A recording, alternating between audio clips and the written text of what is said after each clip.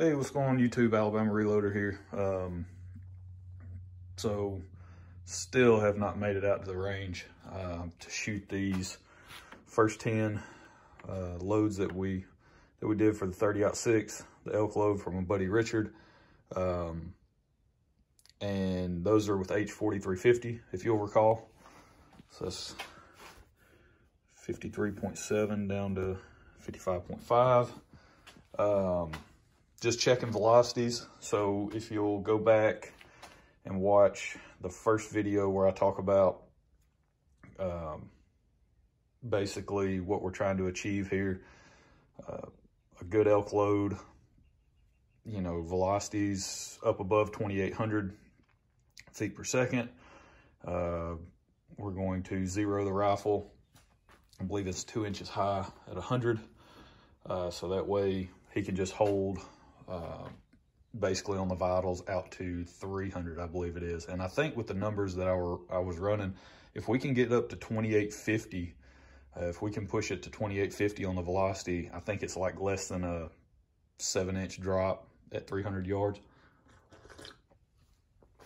for the 30-06. So that's all that fun stuff that we got going on there. H4350, that was really the only powder that I had a whole lot of to like go into more of an in-depth, full-blown load development setup. But a couple weeks back, man, it was a bunch of powder hit the market, or a bunch of powder kind of hit all the online sites. Hodgson, they sell direct now to consumers on their website. So they had a bunch of powder coming in stock, Brownells, Natchez, Mid-South, Midway, the whole, you know, just run the list. Basically everybody got a huge shipment of powder. Maybe not a huge shipment of powder, but a lot of people got some powder. And you started seeing Powder Valley. You started seeing all that hit the market all at once. And so I was lucky enough to snag some powder. And so I ended up, all said and done, I think through online orders, I was able to, it was like somewhere in the neighborhood of 12 pounds of powder, I believe. I was able to get 5 pounds of which is Varget, which is pretty much like unicorn dust. That stuff wasn't the easiest thing to find even before COVID. That's just a very popular powder, but I was able to get 5 pounds of it. So that was pretty cool. I think I picked up 3 pounds of Superformance, and that's because I also loaded up on some Spear Gold Dot 140 grain. So you can see there, we got a bunch of those to play with in the 6.5 Creedmoor. So that's going to be more geared toward that. But then also, I picked up 2 pounds of this stuff, Ramshot Big Game. I mentioned this powder in the other video where we were loading this stuff up. This, I believe, in the Barnes load data is the best velocity powder that they have listed. So H4350 does a pretty good job. In their load data, the max load that they recommend, the 55.5 grain load, that they're showing a velocity of 2825. And then for the Barnes data, they show the same max charge with Big Game, 55.5 grains, and they show like 2860 something or something like that. So better velocity with this powder using the same charge weight according to Barnes. If you'll go and look in the Western Load Guide, in their reloading manual, they have it listed, the 168 Barnes Tip TSX. They show a max charge of 56.2, 2870 on the velocity. And they're showing a overall length of 3.3. Now, if you'll keep them, you know, remember we're shooting a overall length 3.320. We're to the lands, we're at 3.360. Barnes recommends you back off this measurement by 50 thousandths. We backed off 40. With that H4350 load, we're getting close to compressed with that amount of powder on the high end. So we just kind of didn't go all the way back 50 thousandths. We just went 40, and we're going to roll with that. But today, we're going to load up the Big Game, the Ramshot Big Game loads, and so we're going to end up with their Western Powders max charge of 56.2. And then we're just going to work backwards in 0.2 of a grain. Same thing we did for H4350. And then that way, when we get out there on the range, and we can shoot these and just compare our velocities and see where we're at, and go from there. You know, I think either powder is going to be a great option. I don't necessarily know the temperature sensitivity of Ramshot Big Game. I know if you go and look online, I believe I've read their accurate powders, temperature sensitivity deal or whatever. I don't know about Ramshot. I would imagine it's in the same ballpark. But why I wanted to get this powder, along with being a good velocity powder, is, I mean, right there on the label, look at that, is the ultimate 30-06 Springfield powder. All right, sold. There you go. That's it. No need to look any further. So you tell me it's the ultimate powder, then we're just going to roll with that and go from there. So we got to start off 54.4, and we're gonna use this, the RCBS Chargemaster 1500. We'll use that to throw our charges. I mean, I could do it by hand, but that's how I did the H4350. So we're just gonna keep everything consistent in terms of how we load this velocity test.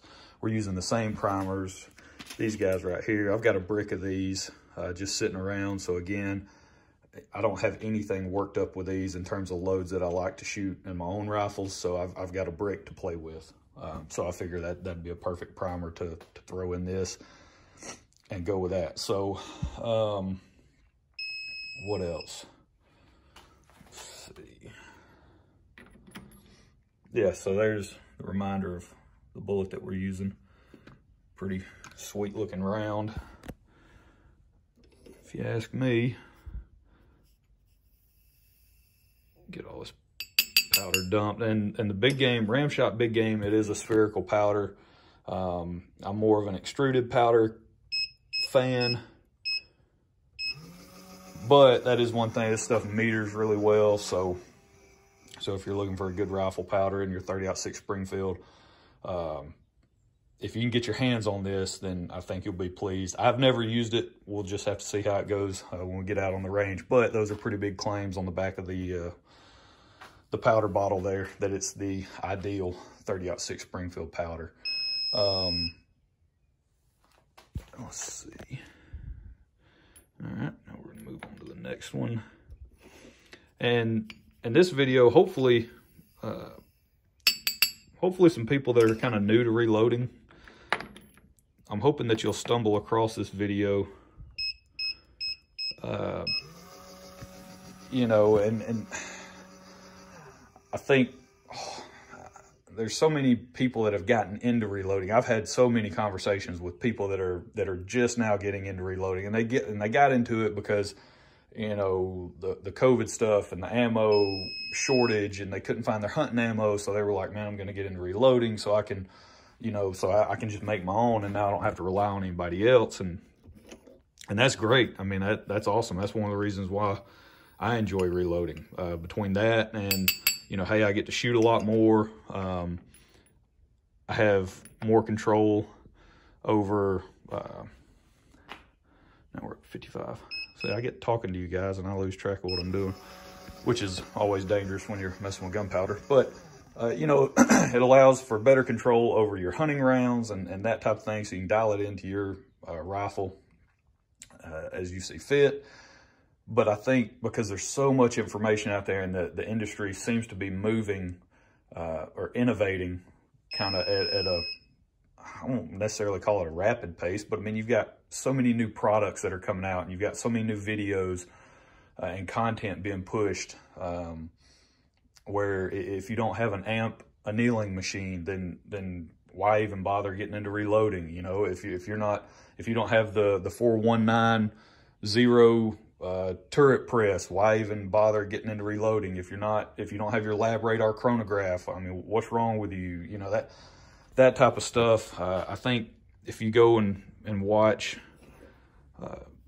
a lot of these reloading channels and some of the content that's published is, it almost it almost makes it seem like, man, if you don't have your laboratory set up for for reloading, then how in the world are you going to make, you know, good ammunition?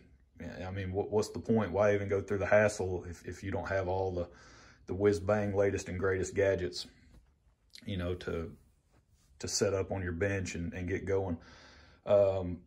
You know, my setup, yeah, it's pretty spendy. I mean, just between those three pieces of equipment right there, between the Redding T7, the Lyman, and the RCBS Charge Master, those are some expensive upgrades that, oh, Charge Master threw over a 10th, which rarely happens these days, but every now and then I'll get one that throws over. And so just, you know, if you're new to reloading and you're just getting into it, there can be so much information out there. Your bushing dies, your mandrel dies, your neck tension, your annealing and all, and you kind of get bogged down and you get in the weeds really quickly. And really you just need to take a step back and find one of these, get you a reloading manual, stick to that and online resources from the bullet manufacturers. Find you some powder if you can. Find you some primers if you can. And work within the range that's within the manual. Get you just a standard set of, get you a full length sizing die, get you a bullet seating die for whatever caliber you're wanting to load. And then follow the instructions on how to set it up and go load some ammo. I mean, that, you know, it's really no more complicated than that. At the end of the day, you know, you can have all the latest and greatest gadgets and equipment and measuring devices, and you can worry about your cartridge base to ogive and all this other stuff. But at the end of the day, grab you a set of calipers, load your round to what it says in the manual for your overall length, and go shoot and see how that works. And do that over and over again until you get comfortable and you actually learn the process, and then you can start to tweak things and step outside the box of what you feel comfortable with doing and what's within the manual, right? I mean, that's really where you need to start. A buddy of mine he's a co-worker, 55.4, 55.6, but he, he called me up or he sent me a text, because he's getting into it. And he was like, man, he said, I want to load for 30-06. He said, I got bullets. You know, I was lucky enough to find some powder. I've got my press. He ended up getting a Lyman All-American 8, so he's kind of acquiring things slowly. He got his dies in, or that was the thing. He sent me a text. He was like, dude, trying to buy dies, it's insane. I don't know what to get or where to even start. You got bushing dies and mandrel dies and expanding dies and neck bushing dies and all this different stuff. And so, match grade dies, competition dies, all whatever. So you can really get bogged down in all of that, but pretty much you want to try to peel it back and start at the very kind of the simplest form of reloading. And that's pretty much stick to what the manual says to begin with. Make sure you have an accurate way to measure your powder, whether that's on a beam scale with and you have some check weights that you can validate. Yes, the beam scale is accurate, or you've got a little pocket scale. I don't know where, I think mine might be in the house, or something like this. You've got that's a National Metallic scale. Throw some check weights on there, validate, throw the charges by hand. With this guy right here, like I really like using this. If I'm working up just a little velocity test or something, throwing 10 loads, I use that the majority of the time nowadays. And so really that's what it boils down to. Because if you don't get that right, if you can't measure your powder and do it consistently and have confidence in your ability to measure that powder and know that it's accurate, man, that makes for a stressful range situation. You're definitely going to be puckering up pulling that trigger. So, that's really it's no more complicated than that. It's really not. You know, when you get your new brass in and you want to go to load it, make sure you throw a chamfer on the inside of the case mouth. You know, a little chamfer and deburr, that just helps with bullet seating. Just basic stuff. Run it up in the sizing die to begin with. You get the mouth over the expander ball and back down, so that way it rounds everything out, and you know, you're good to go. You don't have any kind of deformed case mouth when you go to seat your bullets. Just basic stuff.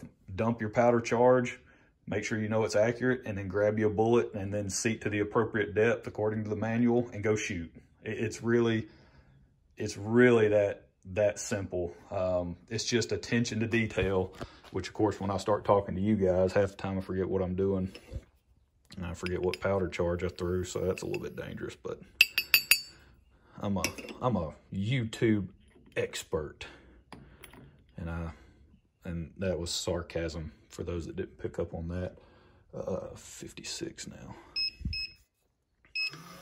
But I mean, that's really it. You know, we're going to load these up, and we're going to, my bullet seating die, everything's still set from the previous loading session. I haven't even touched this stuff since our last loading session. So, I mean, you know,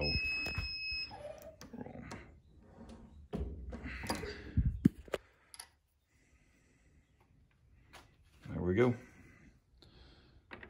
So it's that simple, guys and gals. Don't get bogged down in all the weeds. I mean, unless you're just going to dive off into competition stuff and you're all about it,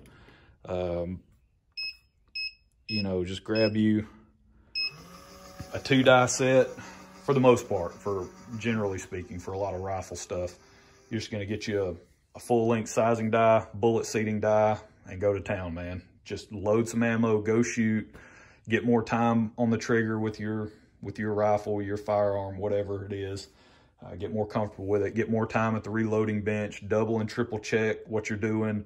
You know, go back to your notes, write everything down, because sometimes I do a bad job of not doing that and following my own advice of not writing stuff down. Then I forget what charge weights are what, and that can be a nightmare. So you don't want to do that. So make sure you document everything, and then just go from there. Let's see. What did I say? See, y'all got me 56.2. Y'all got me forgetting what I'm doing here. So we'll see how this powder performs, how it stacks up against H4350. I will get to the range this week. I will shoot these loads. I will have some data for a follow-up video. So just stick with me, stay tuned. Make sure y'all go check out Mr. Big Guns over in Huntsville if you're in town. Like I was talking about, some powder had dropped, you know, a few weeks back or whatever. They got in a shipment of Shooter's World powder. I ended up picking up a couple pounds from them as well. They also just had another powder shipment come in last week. Not a ton, but they did get a little bit. So, I mean, that's at least promising, you know, that some powder is making it out there. Primers are still pretty difficult to come by, but just, you know, stay patient. That's the main thing. I mean, it'll come around eventually, just like all the times before where, hey, you got to run on ammo and ARs and different things like that, and people freak out in 22 ammo. Stuff will come back. Just be patient, give it time. But go hit up those guys over in Huntsville, and they're doing a great job of trying to keep, you know, I think they brought on an additional supplier or distributor. Just they're trying everything they can. Matt and those guys, they do a great job. He's doing everything he can to keep the shelves stocked to the best of his ability. I know they got in a shipment of some Lapua brass, 6.5 Grendel, you know, Creedmoor, I think 308, stuff like that. So if you need that, go hit that up. Go hit them up for that. They got in some Barnes, a bunch of Barnes bullets, a lot of match burners in the 6mm and 6.5mm categories. I think it was like the 112s for the 6mm and then the 140s for the 6.5. So yeah, I mean, they're getting in as much as they can get in when they can get it in. So just And they've got a ton of ARs in stock, a ton of, I think they're Anderson ARs for, I think their price was like $575. So, I mean, if you want to go get you a cheap AR just to run around, go do some mag dumps at the range whenever the ammo availability, it, you know, increases a little bit, then make sure you go pick up one of those guys. And let them know I sent you down there. You know, hey, watching Alabama Reloader. He recommended you guys. They do a great job. They'll take good care of you. So, but that's it, and that's all. We're just running through seating the bullets now, and then so if you want case fill, I guess I could have showed you guys that if you're into that kind of stuff. But you can see it. So it's down. I mean, it's below the neck, and that's with the max. That's 56.2. I've had a better light, whatever. Trying to do all this stuff one hand is not the easiest thing in the world, but that's it, and that's all. Long video today. I was rambling for the most part, but some of the things I just felt like needed to be said. So y'all stay tuned. We'll get out to the range this week. We'll get some velocity data. We'll come back. We'll graph it. We'll nerd out on all the information and the data, and go from there, and then try to identify some good velocity ranges to work in moving forward. So that's it. Looking forward to seeing how this powder performs, and we will catch y'all next time. Y'all have a good one.